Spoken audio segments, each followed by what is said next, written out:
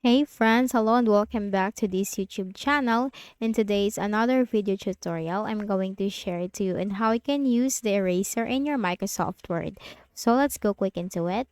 Now you have to open your Microsoft Word. So I already have this in my Microsoft Word. Now there are two ways on how you can use your eraser. You have eraser for adding tables or for the tables that you inserted on your Microsoft Word. So I just added inserted this table, and you will find this once you click on this four arrows, you will find the table layout, this one, and you will find this eraser under the table layout tab. Click on eraser, and here you can erase some of the lines in your table.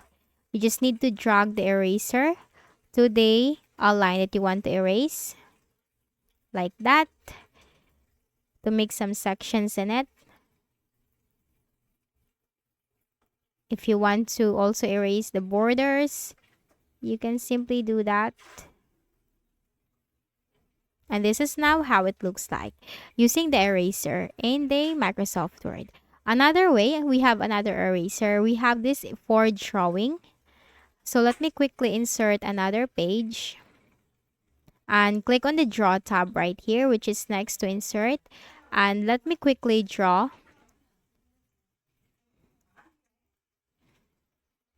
We have this box like that. And I'm going to add here some lines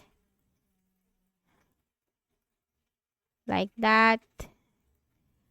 Now I want to erase this because this is a mess. This is not how it looks like. So you will have this eraser. Click on that, and you just need to simply drag it to the part that you want to erase.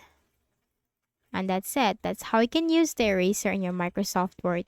You have for the tables, and you have for your drawings in the Microsoft Word. So I hope this video helped you. Kindly please do not forget to hit the like button and subscribe to our channel for more tutorials like this. Thank you for watching.